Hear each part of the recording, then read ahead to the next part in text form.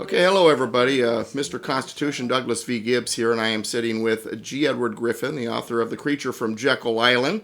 And thank you for being here to join us. And for those of you who are the Constitution Association crowd, this is a treat not only for me, but hopefully for you. And let's talk a little bit. Mr. Griffin, good to see you, sir. I'm glad to be here. Well, thank you for coming. I'm glad to be here, too. Glad to be here, too. You and I had a chance to talk in your office along with, Warhamster.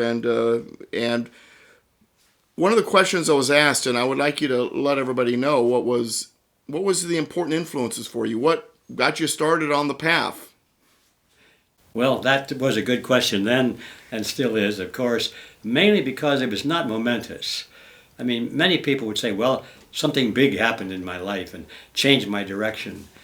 Well, that happened to me quite a bit too in my life. But now, what changed my direction for where I am today? What led me to write the book about the creature from Jekyll Island and a book about cancer and all the other things I didn't know anything about. I had my brain examined to tackle topics like what did that? It was not a momentous occasion. It was the smallest little thing. And it's encouraging to know that little things can make big changes in one's life.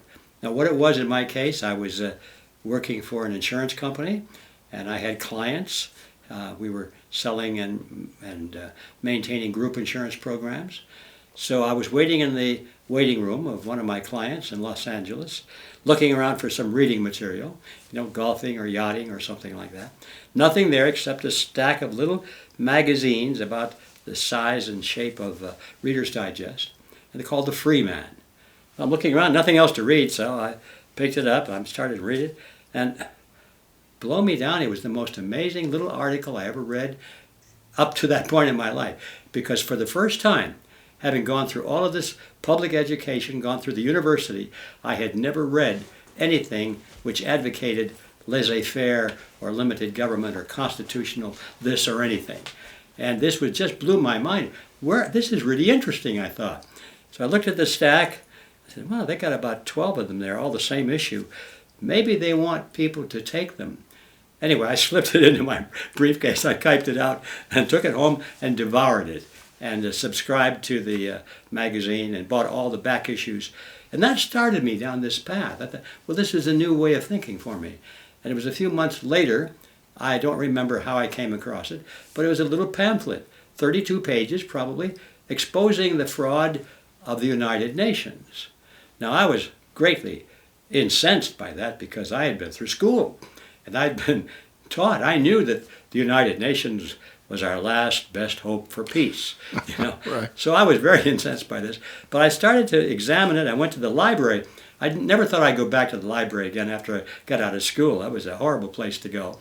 But I went to the library and I started reading stuff on the United Nations. And it didn't take very long before I realized that everything in that little pamphlet was true and that I had been hoodwinked. And that set me off. From there, I started to read books for a change, books that I wanted to read, real history books, written with material in them that was taken directly from the memoirs and letters of the people who lived through the history. It wasn't just some historian's interpretation. This was history written by the people themselves. And I thought, I never saw that before in a history book. So I became hooked. I became a book collector. And that's it. It's a simple story like that. But to me, the exciting part of that little tale is that the tiniest little thing that any of us can do to put in front of somebody else, give them a pamphlet to read or something like that, or just a little single-page flyer, who knows? Just a spark. It's just the spark. And if the person is like I was, apparently just a big container of dynamite ready to be sparked off, it doesn't take more than a spark. Yeah, this is true. So now that, of course, led you to eventually realize that this Federal Reserve was this huge fraud, and you put together The Creature from Jekyll Island. Now, was that just a gradual path to get to that point, or was there something that really alerted you about the Federal Reserve? No, it was a gradual path. It's the same. It's been the same all along in my life. There were some memorable points along the way, but each step was sort of the next step after the one I took before. And I don't want to bore you or anybody else with this story, but I had decided early on that I had to quit my job with this insurance company. I had a good job. I was climbing the ladder, the corporate ladder. I was going to be big vice president or something like that. I quit my job. My wife almost had a heart attack, What are we going to do? How are we going to feed the kids and so forth? I don't know. We'll have to figure it out somehow. But because I discovered I had this crusader gene and started to vibrate. So I quit my job, and one of the things I had learned to do in school was to make films. And I was sort of programmed to be into the entertainment industry. I went out to Hollywood. I was going to make my big splash in Hollywood. Well, it was a big thud instead of a splash. I saw lots of young people there with talent much greater than mine. They were, bussing dishes and washing cars, waiting for the big chance.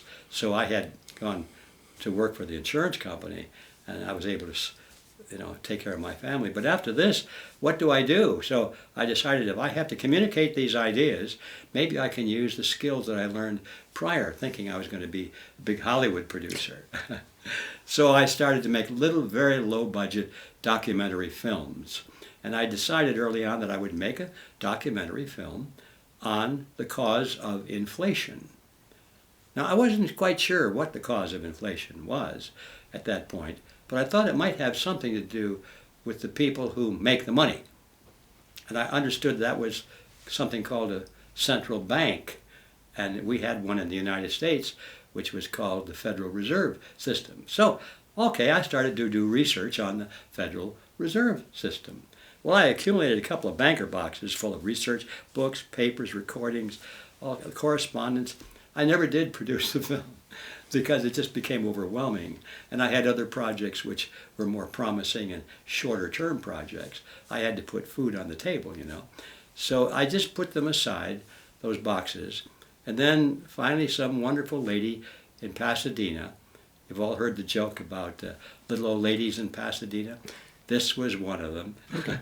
And she had a study group in her living room. They met every week, and their topic was taxes. And so she called me. She heard that I was giving a presentation on money or something like that, and she said, "Would you speak before our group?" So I said, "Sure, happy to. What do you want me to talk about?" She said, "Taxes." I don't know anything about taxes except they're too high, and I'm against them. Other than that, there's my speech right there. And she said, "Oh, well, taxes, And then I got the idea, wait a minute, I could talk on the hidden tax. A hidden tax. Would you be interested in that? Oh, yeah, that would be interesting. Of course, she was looking for a free speaker, and I was it. So I dug out my boxes from the back of the closet and rambled through them all. And it wasn't until that second time through that I realized the depth and the magnitude of the central bank story and the Federal Reserve and money and banking all together. And I became really on fire, thinking, why didn't I do this film? So I prepared a little talk for this study group, and after it was over, some people were very kind and complimentary. They said, "Oh, that was a great speech. You ought to put that on the road."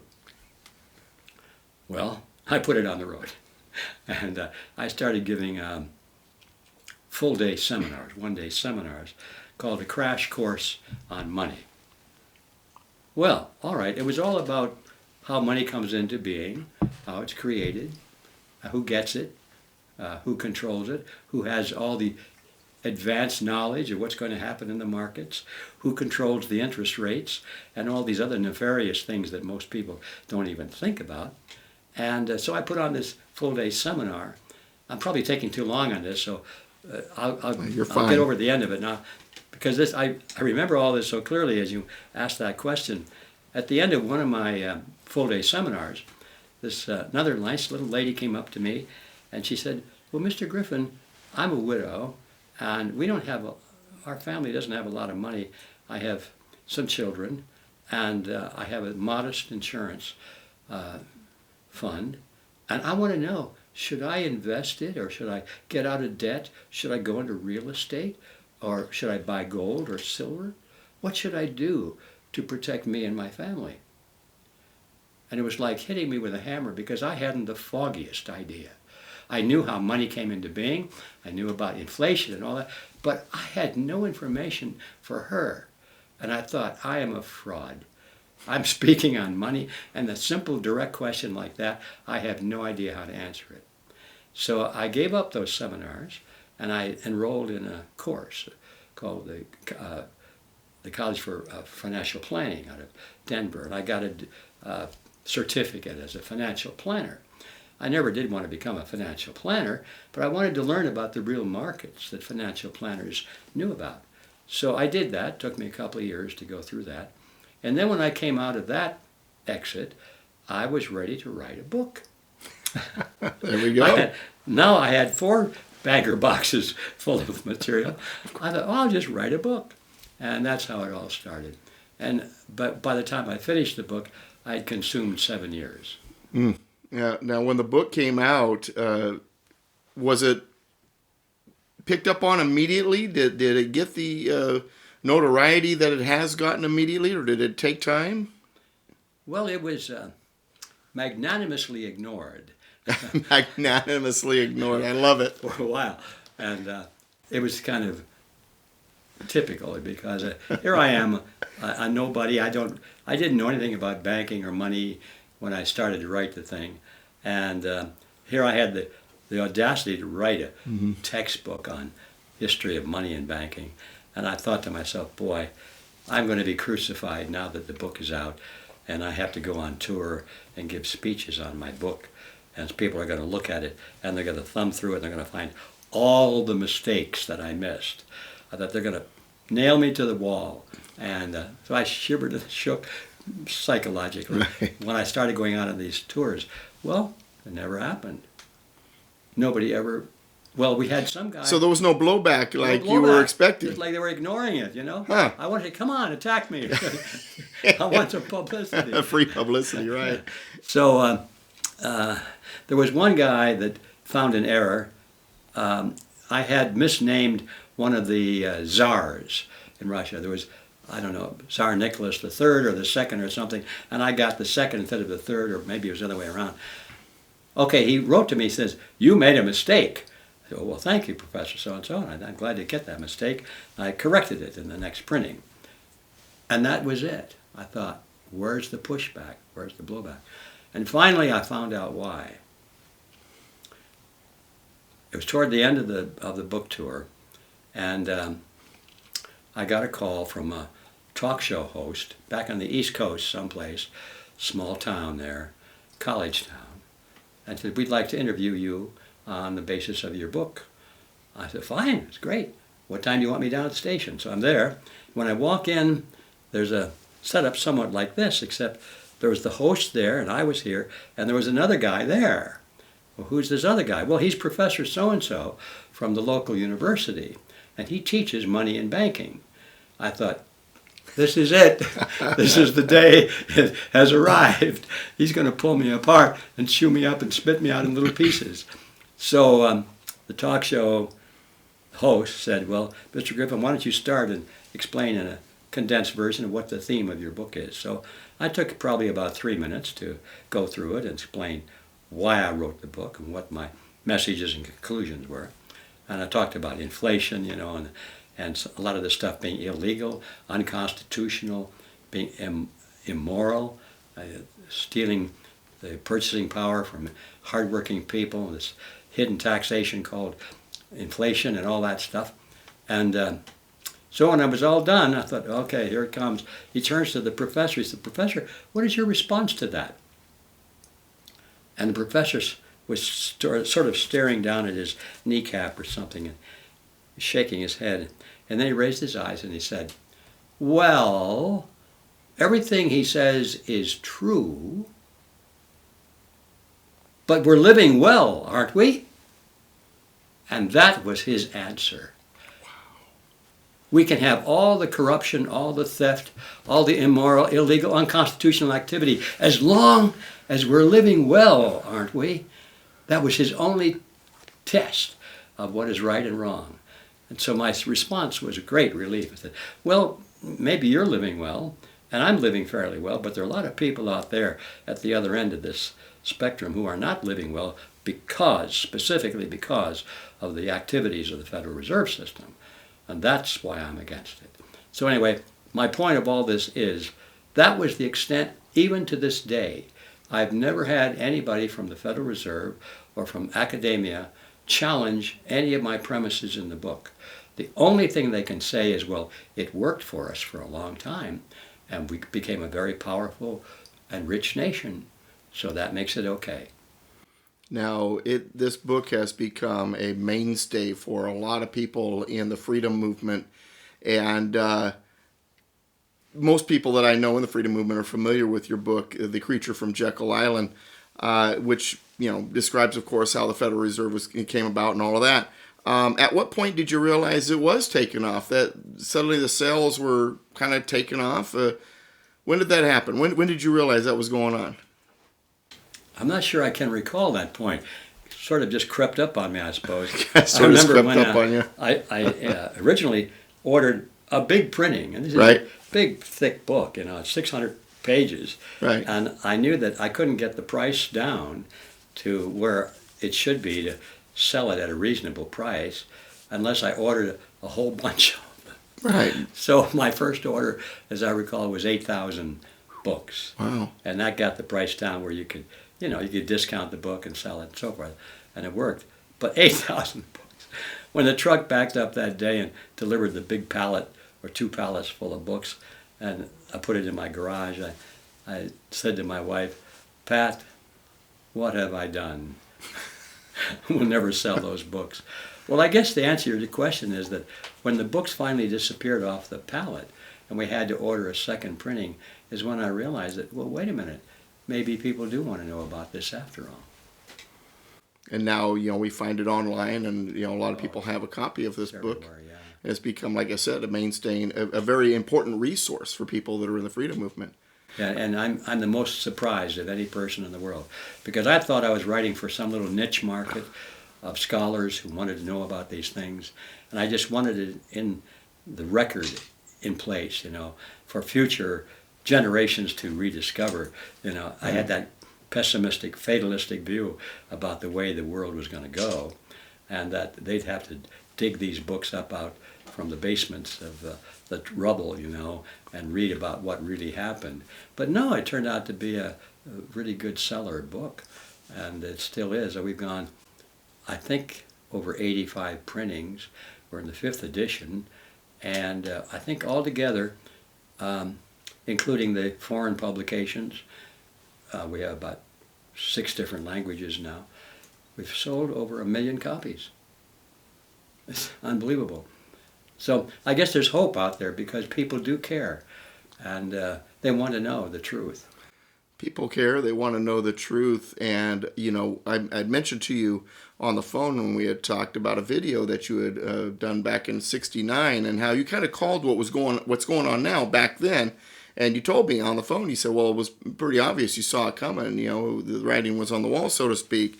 And so now that we're in this situation currently, we've got the Federal Reserve and we've got all these other situations regarding challenges against the Constitution and really against freedoms in general and even common sense. We're even wondering what restroom to use anymore. So please do me a favor, and for the audience, the people who are watching this, and let them know what is it that you think we should be able to do? What is your thoughts when it comes to inspiration, or what's our next step? What do you think? Well, that's a big order. What if I were king or emperor? Yeah. What would I order to be done? Or well, what would you like? What do you think people should be doing? I mean, I've always taught it starts local. That's one of my things. All right. So within the realm of reality. Okay. Yeah, within the realm of reality. Yes. Well, there's only one way to get out of this economic, social mess that we're in, political mess that we're in. And the first step is to awaken the people. Now, I recognize that the majority of the people will never play a major role in changing history. They'll go along with whatever happens. that's a fact. I mean, I wish it weren't that true, that being a fact, but it is true that history has always been written by about 1% of the population. And the 1% are the opinion leaders, and they attract around them the hardcore, the leaders that others follow, and they attract a total of about 15% of the population who say, yeah, we're on your side, let's go, let's make something happen, and that's where it stops. In times of great conflict, there are usually 15% on either end, and they're the only ones that count. And the masses in the middle, I hate to use that word, but everybody knows what I mean by that. They'll be looking around, what's going on? What's happening here? You know, and they'll go along with the winner, no matter who it is. So once I came to that realization that it only takes 1% to lead the 3% who can mobilize the 15%, that's a doable thing. I think we've already reached that spot in society in America and many parts of the world, even more so. We've already reached that spot. The only thing we need to do now is let the 15% know that there are other people. They think they're alone. Right. Our first job is to let them meet face to face, come together, form a real coalition, and discover what unity is all about. Have a creative freedom that they know what they believe in, not just what they don't want. That's this mistake of history always, is that, you know, there'll be some tyrant and people will rise up against the tyranny, and at great cost, treasure, and blood, they'll overthrow the tyranny and replace it with another one, just like they had. It might take a few years to discover it, but it's just as bad, or maybe worse than before. And that, I believe, is because these movements have sprung up just spontaneously, like, oh, I don't like that, I'm losing my freedom, right, or whatever. And they know what they don't want, but they don't know what is the essence of freedom. They don't know what they want. They don't know how to build a system that can sustain freedom for more than just 100 years, like in our country. Well, it sounds like you're saying education is a key to activism. Yes, it's the necessary foundation of activism. Otherwise, you can have activism that's in the wrong place. I look at these poor people that are out there carrying placards in front of the banks and in front of the Federal Reserve systems, down with the Wall Street banks. Well, they're right, but what's their solution? The federal government needs more rules and regulations to control these people. You know, they want more government. They don't realize that the banks and the government are in cahoots. They work together. So they're asking for more of the very thing that's created them to be out there carrying the placards in the first place. So activism by itself ain't enough. You have to understand what the real issue is. So that's where our job starts, is delivering the message and making it clear enough and untangle it from all the professional jargon and all the complicated words and technological concepts. And just, this is, let's see, when you create money out of nothing, it's unconstitutional. It's legal, fortunately, because the Federal Reserve System made it legal, but it's unconstitutional. It doesn't work, therefore it's irrational. Right. And it's immoral because it destroys society and it plunders the average person. So you don't have to go to all the details of what the discount rate is and how many votes it takes for this and that and the other thing. People are ready for that information now. I think they're seeing what's happening, and it's about to happen in greater detail to their money supply, to their purchasing power. And it's our job to make sure that they understand why that happened, so they don't follow the leaders, the same ones that got us into that mess, that stand up and say, well, I vote for me and I'll fix this problem. I'll give you jobs, and we'll have a new monetary system, we'll have a new great reset, and we'll build back better, and all these slogans will be coming down. And that'll be the end. If people continue to follow these false leaders, then there's no hope. But what we can do is make sure that the truth is out there so abundantly clear, so loud, and so correct that people will follow the right path. One of the ways I put it is, when it comes to learning about the original intent of the Constitution and all of these things we're talking about, is it's sort of like having that broken down car in the driveway. You got all the tools you need in the garage, but you go out there and you start turning wrenches. You might do more damage good if you haven't read the owner's manual and know how it's supposed to function. Right. And so education, we're kindred spirits here. Education is so key. We need to understand how to turn this around. The other thing I would like to add. It's so boring. Oh, well, People, that education, that's, look. Well, it's amazing how many people want to know once they start getting nervous. Yeah, that's true. So they want to go out and demonstrate or do something that is visible, that's something dangerous, We want to confront the opposition. They don't think about having principles of their own. What are we going to do if we win? They have no idea. Exactly. Okay, that's my major story. Is we've got to know what to do when we win. All right, so we have an audience that's looking at you. So what's your message to the audience that's looking at you right now? Your final words. Your final. This is my last thing to say to you. What's your final message to them? My message is thanks for inviting me here. It's an honor to be with people who already know most of the things we're talking about. It's a rush to be able to say what you want to say without having somebody get that glazed look in their eye and, go watch Dancing with the Stars or something like that. So thanks for inviting me, and thanks for being here, and thanks for being who you are, and thanks for your dedication to the principles that we're talking about, because you and I and all of us together, if we work in unity in a coalition, we can literally change the world. Thank you. Thank you for your time, sir. I appreciate it.